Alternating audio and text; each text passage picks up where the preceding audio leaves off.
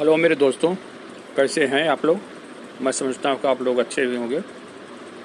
और इस बार हम वीडियो में हम लोग देखेंगे मक्का की फसल, मक्का का उत्पादन, मक्के की खेती, कल्टीवेशन ऑफ मेज, जिया मेज, भुट्टा, कई नाम इसके हैं। ये मेन रूप से खरीफ की फसल है जो जून के आखिरी सप्ताह में बोई जाती है, सितंबर तक कटी जाती है। लेकिन जहाँ पर पानी के साधन हैं, खेत पर्याप्त हैं, तो वहाँ इसकी फसल रबी में भी की जा सकती है और जायद में भी इसकी फसल अच्छी की ली जा सकती है। और मक्का में जहाँ तक पौष्टिकता का महत्व है, कार्बोहाइड्रेट बहुत पाया जाता है। अब कुछ वैज्ञानिकों ने कि मक्का को प्रोटीन वाली भी मक्का बना दिया है जिसमें प्रोटीन पाई जाती है। यह एक बहुउपयोगी है। इसका उपयोग कई किस्म किया जाता है, मनुष्यों के साथ साथ पशुओं में भी किया जा सकता है। पशुओं में इसका चारा खिला सकते हैं भुट्टा काटने के बाद, या चारे के रूप में ही बोई गई फसल है तो जैसे ही फूल इसमें निकलने लगे उसको काट कर हरे चारे के रूप में खिलाया जा सकता है। और नहीं तो भुट्टा निकालने के बाद और उसको चारे के रूप में दे सकते हैं, वो भी पौष्टिक होता है। उसमें भी कार्बोहाइड्रेट और रेशा, ये सारी चीज़ पाए जाते हैं जो पशुओं के स्वास्थ्य के लिए लाभदायक होते हैं। और ये कई किस्म से इसको खाया जा सकता है। मक्के की रोटी बना करके, बहुत से लोग मक्के की रोटी खाते हैं। मक्के को दरा करके उसका चावल खाते हैं, चावल बना करके खाते हैं। एक मधु मक्का होती है जिसको उबाल करके खाते हैं। कार्न फ्लेक्स, उसका भून करके खाते हैं। भुट्टा, मक्का अगर मुलायम है तो उसको भून करके उसका भुट्टा ही खाते हैं। पॉपकॉर्न खूब चल रहा है, शहरों में बेचते रहते हैं, सब खाते हैं, बड़े स्वास्थ्य के लिए फ़ायदा है। और एक होता है बेबी कॉर्न जो भुट्टा अपरिपक्व होता है, छोटा ही रहता है, उसमें दाने बनते ही रहते हैं, तो उसी को तो बेबी कॉर्न खाते हैं। और ये पौष्टिक होता है। इसमें सब्जी के रूप में इसका उपयोग किया जाता है। मक्का का आजकल आयल भी निकाला जाता है, कार्ड आयल, बायोफ्यूल के लिए भी होने लगा है इसका इस्तेमाल। और ज़्यादातर मक्का करीब 65-70% मुर्गी के चारा के लिए, पशुओं के चारा के लिए इस्तेमाल किया जाता है। उनमें जो राशन जो बनाया जाता है, जो कंसनट्रेट बनाया जाता है, उसमें प्रोटीन, कार्बोहाइड्रेट की मात्रा के लिए मक्का सस्ता पड़ता है और बहुत ही उपयोगी होता है।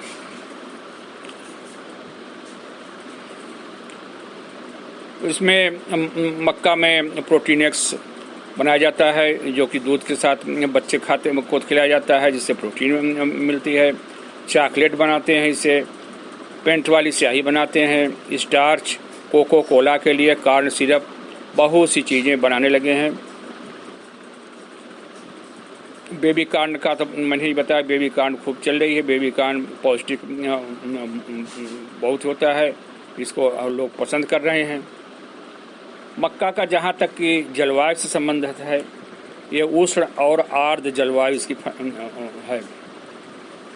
इसके लिए मॉइस्चर चाहिए, थोड़ी गर्मी चाहिए, ऐसी भूमि हो जहाँ पानी निकलने का साधन हो, पानी रुकता न हो। मक्का एक ऐसी फसल है जिसमें अगर पानी रुक गया 6-7 घंटे तो मक्का की फसल उखड़ जाएगी, सूखने लगती है। तो पानी इसमें नहीं रुकना चाहिए। ऐसी भूमि हो जिसमें कि पानी की ज़रूरत पड़ती है, पानी खूब ज़रूरत पड़ती है, नमी खेत में होनी चाहिए, लेकिन पानी वहाँ रुकना नहीं चाहिए।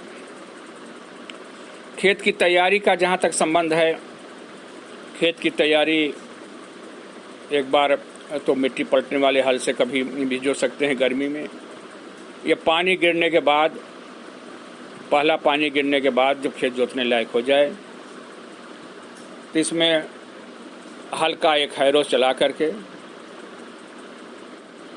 पाटा लगा दें।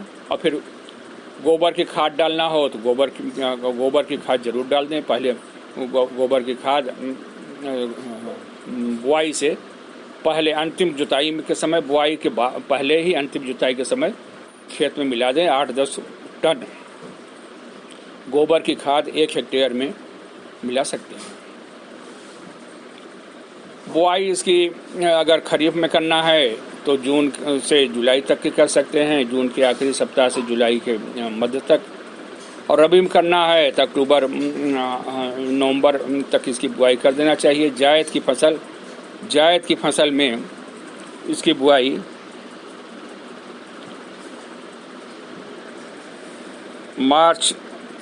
फरवरी मार्च में करना चाहिए। मक्का की प्रजातियां भी बहुत सी निकली हैं। नरेंद्र देव कृषि विश्वविद्यालय वालों में निकाला है। इसकी कई रिसर्च सेंटर भी है, बहराइच में, गोरखपुर इसका रिसर्च सेंटर चल रहा है, जहाँ से मक्का की प्रजातियां निकाली गई हैं। एक मक्का की जात है संकर किस्म की। जो संकर जात है उसमें एक है गंगा 5, 100 से 105 दिन में तैयार हो जाती है। अब इसकी उपज होती है लगभग 50 कुंटल से लेकर के 80 कुंटल 1 हेक्टेयर में हो जाती है।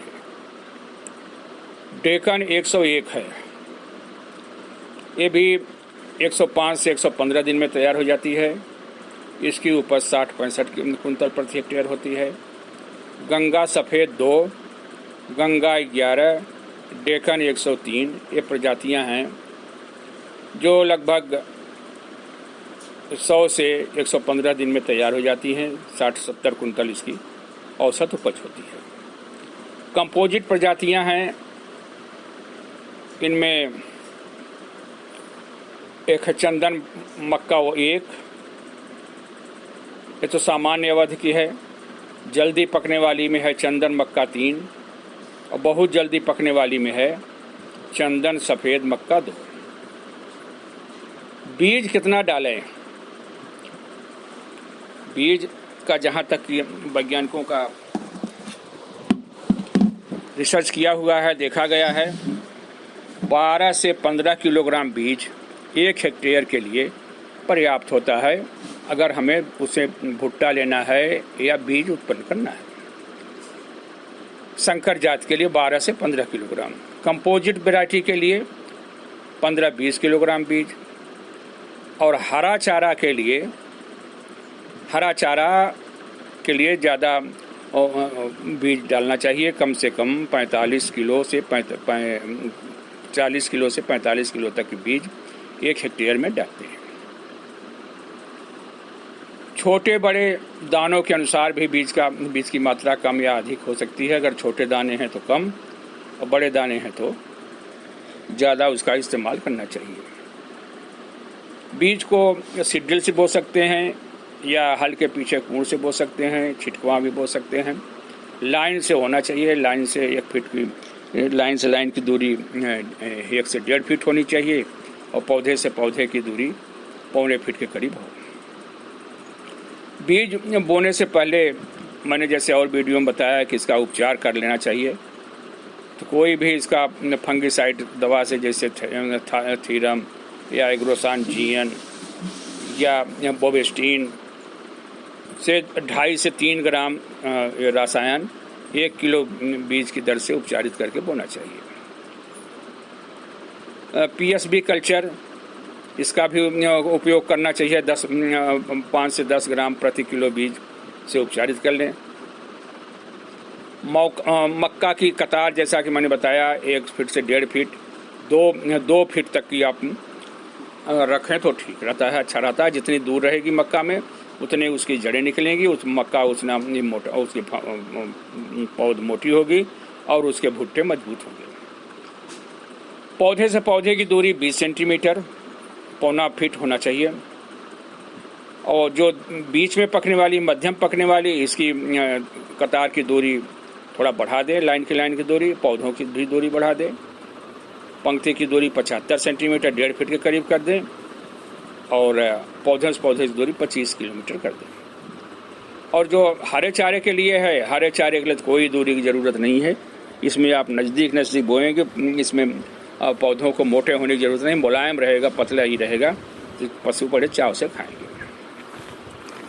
बोने के तरीके में जैसा कि हमने बताया कि इसको हम सीड ड्रिल से भी बो सकते हैं। खेत तैयार हो गया है, तो इसमें सिंचाई का अगर साधन हो, पानी न हो, तो 10-15 दिन पहले बोने सिंचाई कर देना चाहिए बोने से पहले, ताकि खेत नमी रहे। बीज की बुआई मेड़ पर भी करना चाहिए। मेड़ वाला जो यंत्र आ गया है, रेज बेड मेकर, मेड़ बनाने वाले जो यंत्र आता है ट्रैक्टर में, उसको अटैच करके उससे मेड़ बना लें और मेड़ पर खुरपी से या और किसी साधन से मक्के का बीज एक बीज 20-25 सेंटीमीटर की दूरी पर बोते चले जाएं। इससे 50-80 हज़ार 55 से 80 हज़ार पौधा 1 हेक्टेयर में होना चाहिए। खाद के लिए अगर कम दिन की फसल है तो इसमें 80 किलो नाइट्रोजन, 50 किलो फास्फोरस और 30 किलो पोटाश 1 हेक्टेयर खेत के लिए पर्याप्त होता है। मध्यम पकने वाली है तो इसमें नाइट्रोजन की मात्रा बढ़ा दें, खाद की मात्रा बढ़ जाती है। 120 kilo nitrogen, 60 kilo phosphorus, 40 kilo potash देना चाहिए। देर से पकने वाली फसल में और बढ़ा दें, नाइट्रोजन की मात्रा वही रहने दें 120 किलोग्राम और 75 kilogram phosphorus, 50 kilogram potash 1 hectare तैयार होती है। जैसा कि खाद देने का नियम है कि पहले मिट्टी की जांच करा लें। मिट्टी की जांच कराने के अनुसार जो जांच करने वाला बताता है, लेबोरेटरी से हमें रिजल्ट प्राप्त होता है, उसी के हिसाब से हम खाद का इस्तेमाल करें। नहीं तो इस तरह से हम अगर खाद देते हैं तो खाद तैयारी के समय 8-10 टन सड़ी गोबर की खाद आखिरी जुताई में बुआई से पहले मिट्टी में मिला दें। और जहां अगर जिंक की कमी अगर महसूस हो कि हमारे खेत में जिंक की कमी है तो 25 किलोग्राम जिंक सल्फेट खेत में एक बार जरूर मिला दें। सल्फर भी आजकल सल्फर भी की कमी आ रही है, 20 किलो सल्फर हर साल अपने खेत में मिलाना चाहिए। या जिप्सम आता है अपने नज़दीक के बीज स्टोर से मिल करके, स्टोर इंचार्ज से मिल करके जिप्सम प्राप्त कर सकते हैं, या प्राइवेट कंपनियों से भी ले सकते हैं। जहां आपको जिप्सम मिल जाए, 50 किलो जिप्सम 1 बीघा के लिए, या 2 बोरी या 4 बोरी जिप्सम 1 हेक्टेयर के लिए पर्याप्त होता है। 4 बोरी जिप्सम हर साल अपने खेत में डालना चाहिए। जैसा कि खाद देने का नियम है कि नाइट्रोजन की 1/3 मात्रा या आधा और पोटास फास्फोरस की पूरी मात्रा बुआई से पहले ही खेत में मिला देना चाहिए। या अगर सीड ड्रिल से बोते हैं, बुआई के समय सीड ड्रिल के डिब्बे में डालते हैं। और इसके बाद नाइट्रोजन की जो आधी मात्रा बचती है उसमें से आप 1 बार में देना चाहें, 2 बार में देना चाहें तो आधी, उसमें से आधी 1 महीने के बाद। खाद देने का तरीका ये है कि पौधे के करीब जड़ के पास थोड़ा थोड़ा उसमें रखते चले जाएं, और आधी और उसमें से जो बचती है आधी की आधी मात्रा, वो जब उसमें फूल निकलने लगते हैं, जीरा, नर पुष्प या मंजरी जिसको कहते हैं, इसके समय पेड़ों के पास देने चाहिए।